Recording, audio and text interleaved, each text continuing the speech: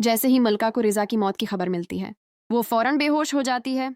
ये देखकर गीती घबरा जाती है और मलका को उठाने की कोशिश करती है, लेकिन मलका को होश नहीं आता। फौरन गीती कामिल को साथ लेकर मलका को अस्पताल ले जाती है। डॉक्टर जल्दी से मलका का मायना करता है। इसी दौरान इंस भी वहां पहुंच जाता है और कामिल से पूछता है, मलका को क्या हुआ है? कामिल जवाब देता है, रिदा की मौत की खबर सुनकर मलका की तबीयत बहुत खराब हो गई थी। इसी वक्त डॉक्टर मलका की माँ के पास आता है और कहता है, मलका ने बहुत ज्यादा जहनी दबाव ले लिया था, इसी वजह से वो बेहोश हो गई थी, लेकिन अब उन्हें होश आ गया है। ये सुनकर गीती और कामिल फौरन मलका के कमरे में जाते हैं। मलका रिजा के लिए जोर जोर से रो रही होती है। गीती उसे तसल्ली देती है। थोड़ी देर बाद डॉक्टर कहता है, अब मलका घर जा सकती है। इनसे मलका और उसकी माँ को घर छोड़ने जाता है। रास्ते में अचानक वो मलका से कहता है, रिदा भाई की मौत हो गई है, अब तुम पूरी जिंदगी अकेली कैसे रहोगी? मलका दिखी लहजे में कहती है, अभी मेरे लिए वक्त बहुत मुश्किल है।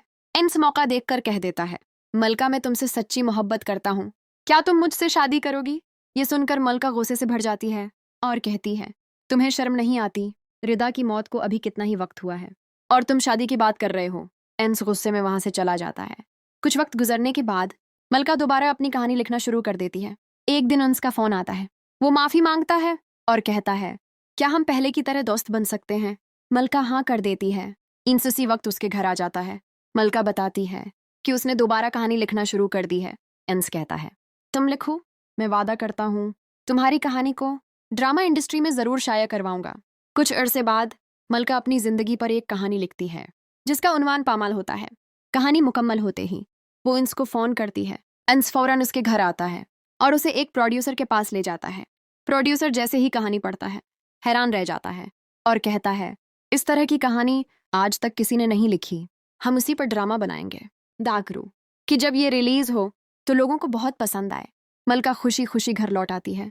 कुछ दिनों बाद मलका की ममानी आती है और अंस से कहती है, हमने तुम्हारी शादी एक लड़की से तय कर दी है।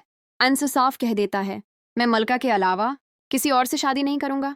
ये सुनकर मलका कहती है, अंस अगर तुम वाकई मुझसे मोहब्बत करते हो तो अपनी ममानी की बात मानो और इस लड़की से शादी कर लो। अंस मजबूरी में शादी के लिए रजामंद हो जाता है। वो दिन आ जाता है जब अंस की शादी हो रही होती है। इसी दिन मलका को रिदा की बहुत याद आ रही होती है। इसी दौरान प्रोड्यूसर का फोन आता है। मलका फौरन आफस आने को कहा जाता है कि एक अहम खबर है। मलका आफस पहुंचती है। प्रोड्यूसर खुशी से कहता है, मुबारक हो, तुम्हारी कहानी पर बना ड्रामा सपर हट हो गया है, तुम मशहूर हो चुकी हो। कल एक शो में तुम्हें अवार्ड दिया जाएगा। मलका खुशी से घर आती है और अपनी माँ को सब कुछ बताती है। अगले दिन मलका अवार्ड शो में पहुंचती है। टॉप ड्रामा स्टोरी राइटर का नाम लिया जाता है और वो नाम मलका होता है। मलका उस स्टेज पर जाकर अपना अवार्ड वसूल करती है और कहती है, आज मेरा ख्वाब पूरा हो गया।